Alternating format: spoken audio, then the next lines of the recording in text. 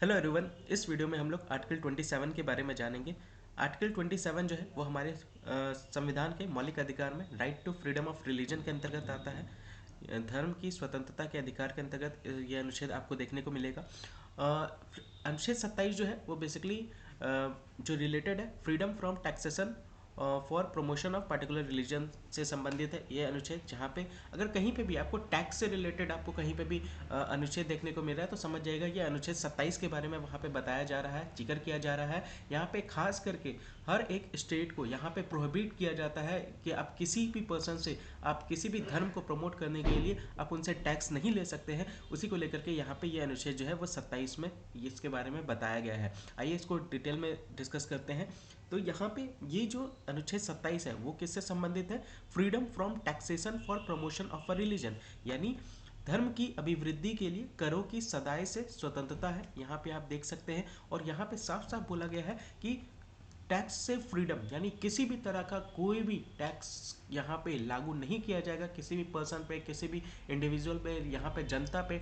अगर किसी धर्म को यहाँ पे प्रमोट करने के लिए ये टैक्स अगर लगाया जा रहा है तो उसी से रिलेटेड यहाँ पे बात कही जा रही है। यानी नो पर्सन, यानी कोई भी व्यक्ति से हम कंपेल नहीं कर सकते हैं कि वो टैक्स पे करे किसी पर्टिकुलर धर्म के मेंटेनेंस को लेकर के या उसको प्रमोशन के लेकर के, किसी धार्मिक प्रथाओं को यहाँ पे उसकी अभिवृद्धि के लिए यहाँ पे किसी भी तरह का कोई भी कर उस पार्टिकुलर व्यक्ति से नहीं लिया जाएगा। ये बात यहाँ पे अनुच्छेद 27 में बताई जा रही है। यानी किसी भी व्यक्ति को यहाँ पे धार्मिक संप्रदाय को लेकर के यहाँ पे किसी भी तरह का कोई भी प्रमोशंस को लेकर के किसी व्यक्ति से कर नहीं वसूला जाएगा। ये बात यहाँ पे इस अनुच्छेद के तहत कही जा रही है। इसको दूसरे शब्दों में कह सकते हैं कि कोई भी स्टेट का मतलब यहाँ पे राज्य के बारे में बात कही जा रही है। यानी आज के डेट में भारत में टोटल 28 राज्य आपको देखने को मिलेगा। 28 के 28 राज्यों में से कोई भी ऐसा राज्य नहीं होगा जो, जैसे सपोज कीजिए यहाँ पे भारत में बहुत जो हम लोग टैक्स पे करते हैं, आज के डेट में आप देख सकते हैं जितने भी इनडायरेक्ट टैक्स है उसको कन्वर्ट कर दिया गया जीएसटी को लेकर के।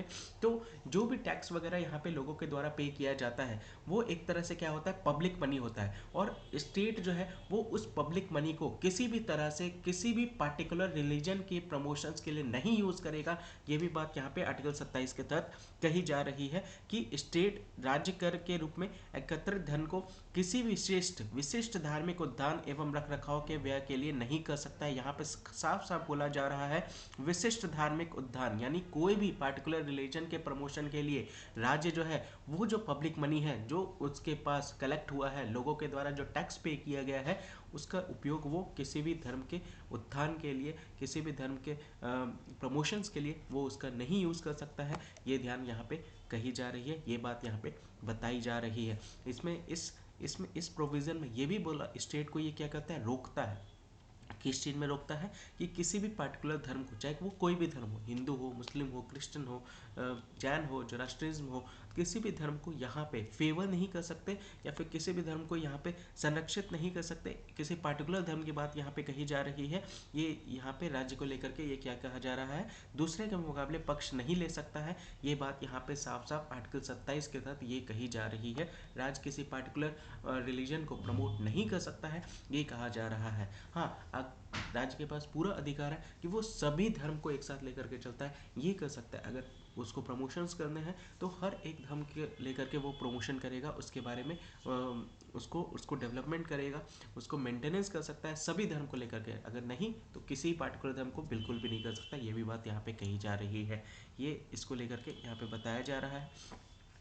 और अगर किसी भी तरह का कोई सर्विस प्रोवाइड करना हो तो उस केस में क्या होता है, टैक्स के बदले टैक्स ना कलेक्ट करके वहाँ पे फिर क्या किया जाता है, चार्ज किया जाता है फ़ी चार्ज किया जाता है। देखिए ध्यान समझिएगा, दोनों में डिफरेंसेस होते हैं। टैक्स और फ़ी दो अलग अलग चीज़ है, ये ध्यान रखिएगा। जो टैक्स यहाँ पे कलेक्ट किया जाता है जरूरी नहीं सरकार के द्वारा उसको लेकर के सर्विस प्रोवाइड की जानी ही चाहिए। यहाँ पे साफ साफ बोला जा रहा है सर्विस प्रोवाइड की जानी चाहिए, जरूरी नहीं है। लेकिन अगर कोई राज्य जो है वो फ़ी अगर कलेक्ट कर रहा है तो उसमें ये कंपलसरी हो जाता है कि आपको सर्विस उसमें प्रोवाइड करनी है। तो टैक्स और फ़ी में डिफरेंसेस होते हैं, ये बात ध्यान रखते हुए चलेगा। इसी को लेकर के यहाँ पे अनुच्छेद 27 में इसके बारे में जिक्र किया गया है। आई होप ये आपको क्लियर हो गया होगा अच्छे से आर्टिकल 27। तो याद रखिएगा, बाकी अगले वीडियो में हम लोग नए आर्टिकल के साथ मिलते हैं। जय हिंद, जय भारत।